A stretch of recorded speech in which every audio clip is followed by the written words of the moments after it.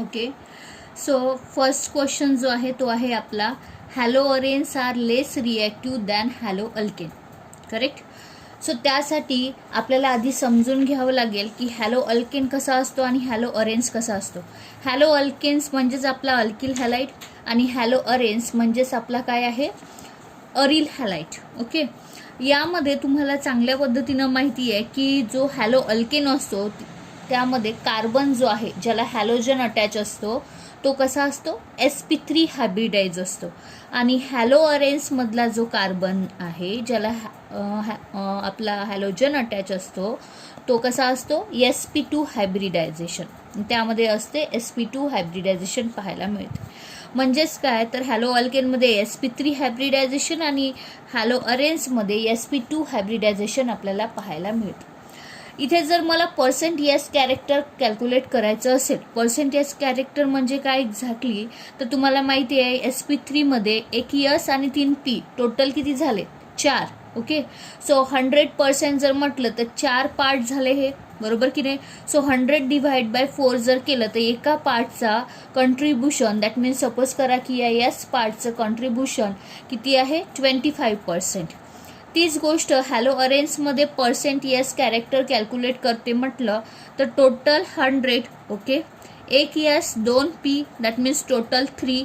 Divide जर केलं तर पर्सेंटेज येतं, म्हणजे एका एसचं किंवा एका पीचं किंवा दुसऱ्या एका पीचं प्रत्येकाचं कंट्रीब्युशन येईल 33.33%. नाव लक्षात ठेवा की जर का सपोज करा पर्सेंट यस कॅरेक्टर इन्क्रीज होत असेल तर इलेक्ट्रोनिगेटिव्हिटी इन्क्रीज होते. याचा अर्थ असा की इथे काय पाहायला मिळत आहे, पर्सेंट यस कॅरेक्टर जास्त आहे. इथे पर्सेंट यस कॅरेक्टर ओनली 25% आहे. जास्त कुठे आहे, हॅलो अरेन्समध्ये.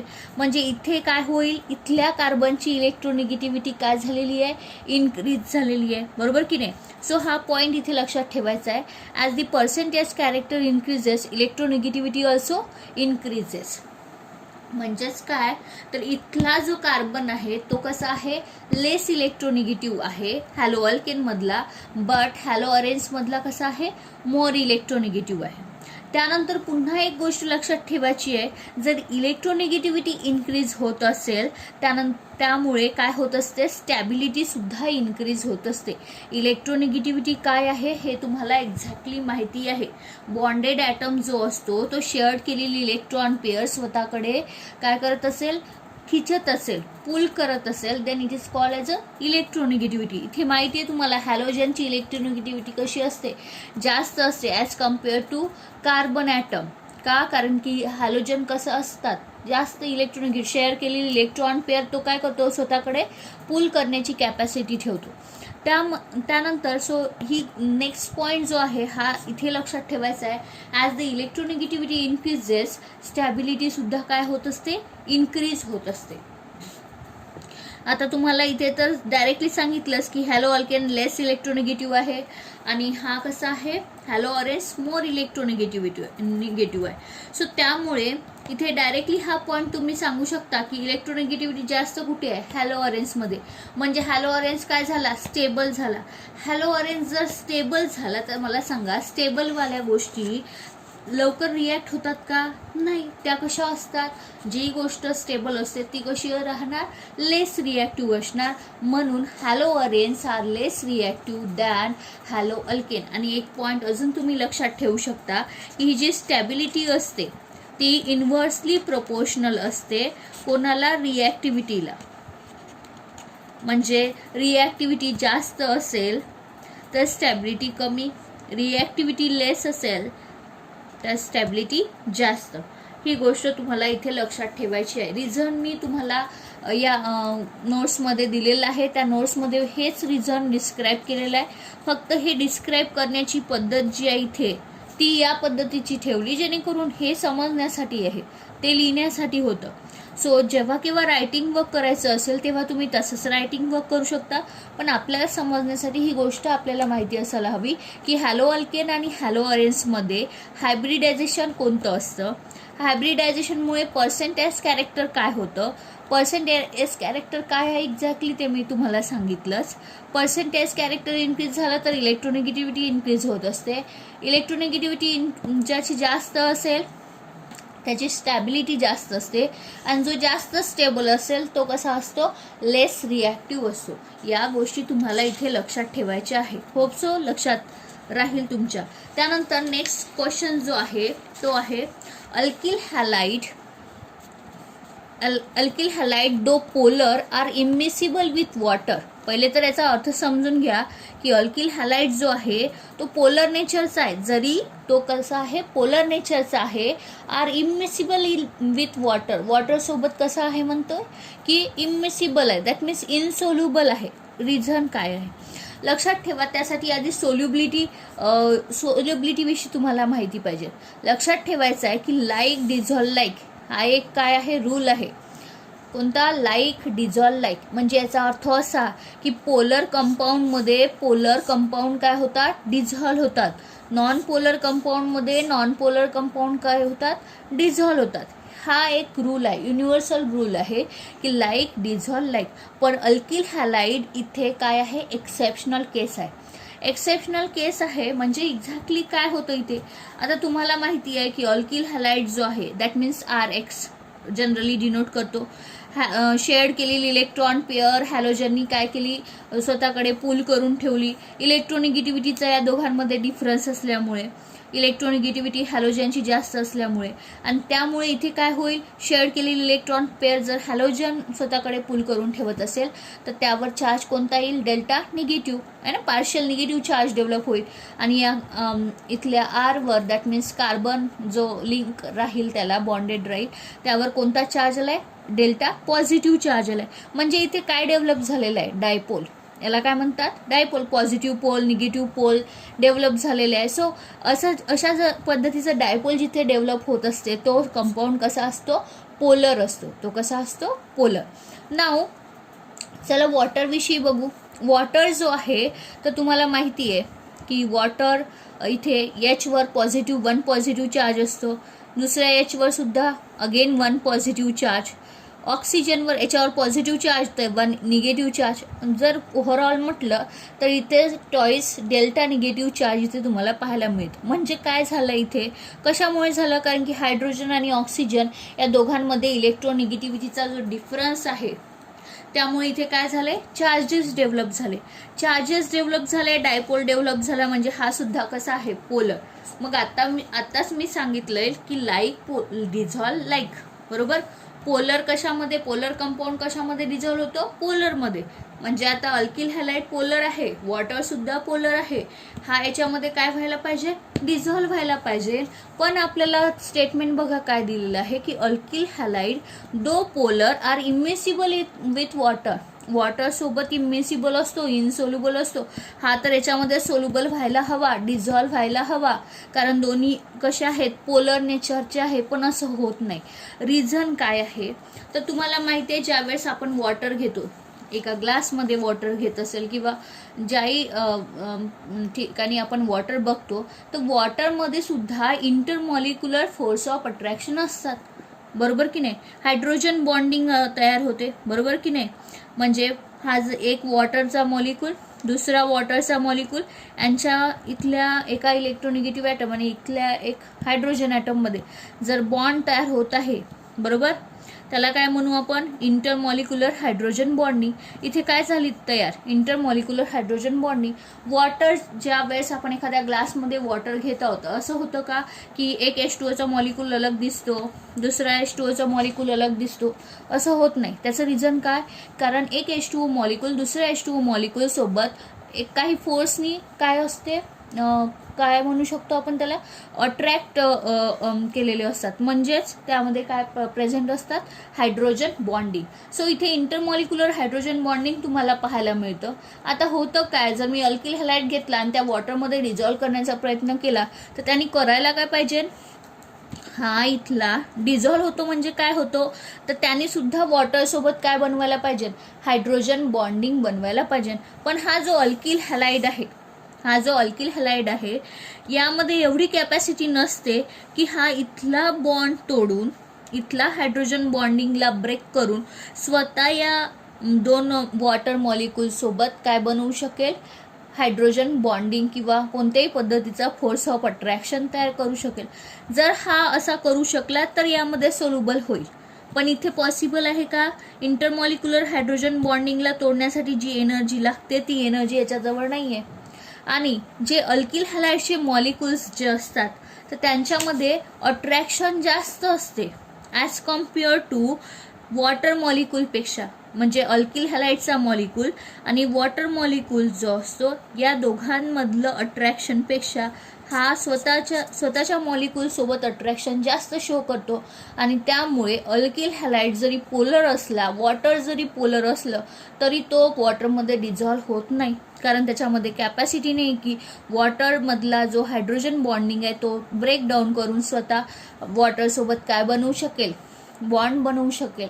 सो हे रिझन तुम्हाला लक्षात यायला हवं, लक्षात ठेवायचं आहे. आणि अशा पद्धतीनं हे रिझन ज्यावेळेस मी तुम्हाला फिजिकल प्रॉपर्टीज शिकवल्या होत्या, हे सगळं रिझन्स, या आधीचं रिझनसुद्धा आणि हे रिझनसुद्धा तेव्हा सांगितलेलं होतं, पण कदाचित ते तुमच्या लक्षात राहत नाही. म्हणून एकदा पुन्हा हा व्हिडिओ तुम्ही पुन्हा पाहून हे रिझन्स जे आहेत थोडे चांगल्यानं करून ठेवा, कारण 1 मार्क्स आणि 2 मार्क्सवाले क्वेश्चन जे आहे स्पेशली या टाईपच्या क्वेश्चनमधून येतं. सो नेक्स्ट क्वेश्चन जो आहे तो आहे about Grignard reagent. Yes, about Grignard reagent. So reactions involving Grignard reagent must be carried out under anhydrous condition. Anhydrous म्हणजे काय, तर वॉटरचं बिलकुल प्रेझेन्स नाही पाहिजे. त्या प्रेझेन्समध्येच ग्रिग्नार्ड रिॲक्शन ज्या असतात, ग्रिग्नार्ड रिएजंटच्या त्या कॅरी आउट कराव्या लागतात. कारण काय आहे त्यामागचं, तर लक्षात ठेवा की जो ग्रिग्नार्ड रिएजंट असतो दॅट मीन्स RMgX माहिती आहे तुम्हाला. याच्यावर हा कसा असतो, डायव्हॅलेंट पॉझिटिव्ह चार्ज असतो, यावर delta negative, this one is delta negative. डायव्हॅलेंट असतो हा मॅग्नेशियम मेटल इथे. सो हा RMgX जो आहे हा ग्रिग्नार्ड रिएजंट ज्याला आपण म्हणतो तो हायली रिॲक्टिव्ह आहे. हायली रिॲक्टिव्ह असल्यामुळे जर सपोज करा कुठूनही त्याला प्रोटॉन मिळत असेल, proton that means H positive आहे, ओके, कुठनंही वॉटरमधनं, अल्कोहोलमधनं, तुम्ही जर सपोज करा वॉटरचं किंवा अल्कोहोलचं, अमाइन्सचं यापैकी कशाचंही प्रेझेन्स जर तिथे राहिलं तर तो काय करतो, लगेच त्याचं कन्व्हर्शन हायड्रोकार्बनमध्ये करतो. कशामध्ये करतो, हायड्रोकार्बनमध्ये. आणि त्या रिझनमुळे ज्या वेळेस आपल्याला कोणतीही रिॲक्शन करायची असेल त्यावेळेस आपल्याला काय करावं लागतं, अनहायड्रस कंडिशनमध्ये, म्हणजे वॉटरचं बिलकुल प्रेझेन्स नको.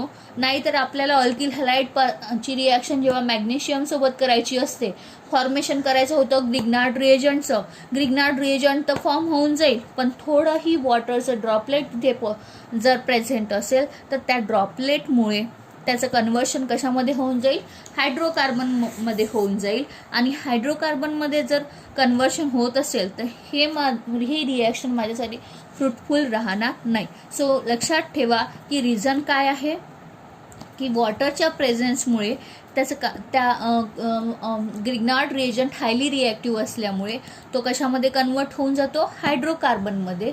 आणि दॅट्स वाय रिॲक्शन फ्रुटफुल राहणार नाही.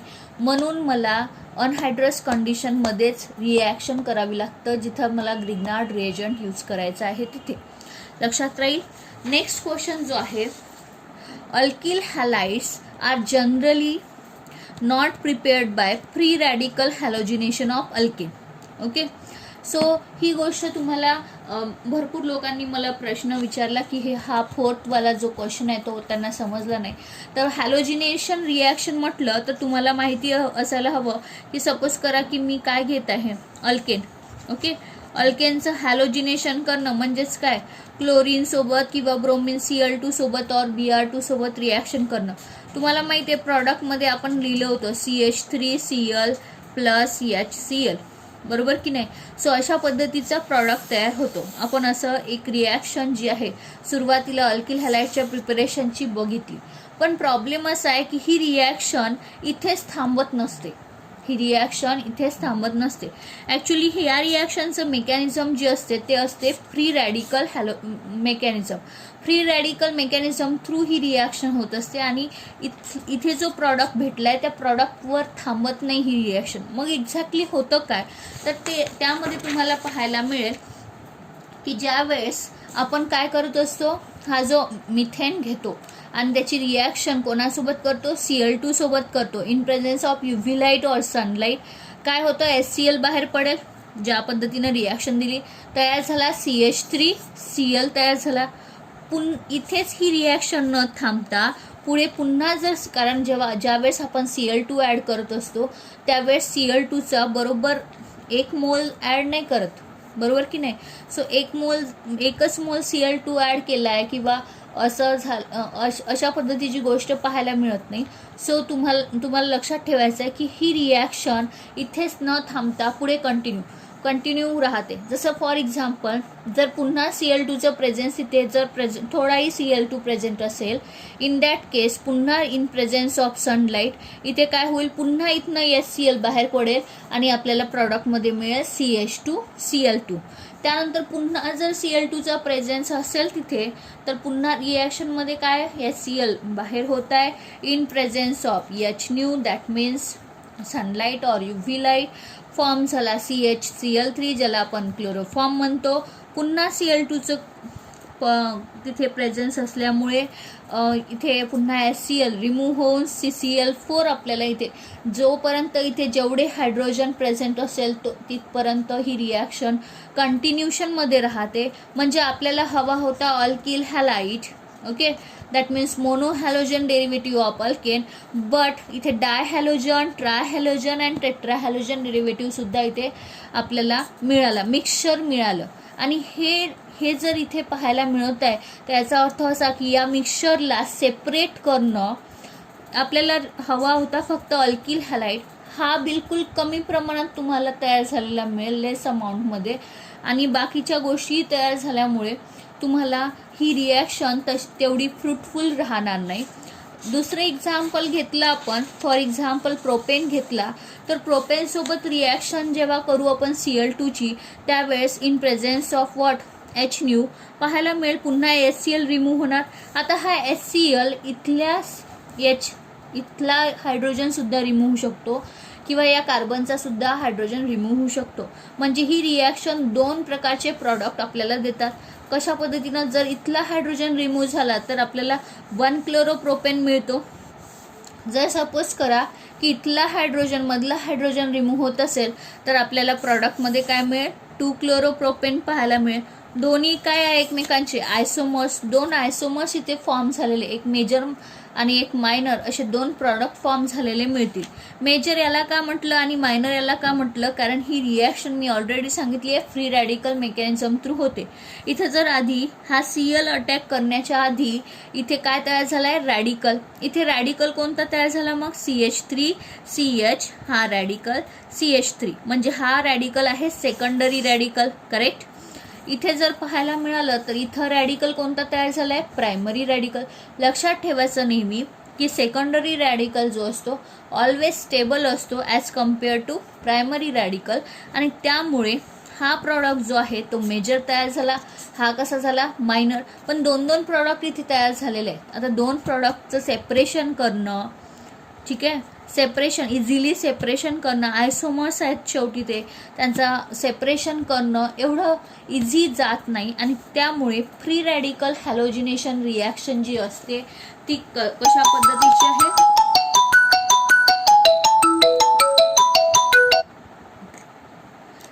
फ्री रॅडिकल हॅलोजिनेशन रिॲक्शन जी आहे ती तुम्हाला काय पाहायला मिळेल, कशा पद्धतीची पाहायला मिळेल, तर आपण सांगू शकतो की फ्री रॅडिकल मेकॅनिझम जे आहे ते जनरली अल्किल हॅलाइडच्या प्रिपरेशनसाठी प्रिफर्ड केल्या जात नाही.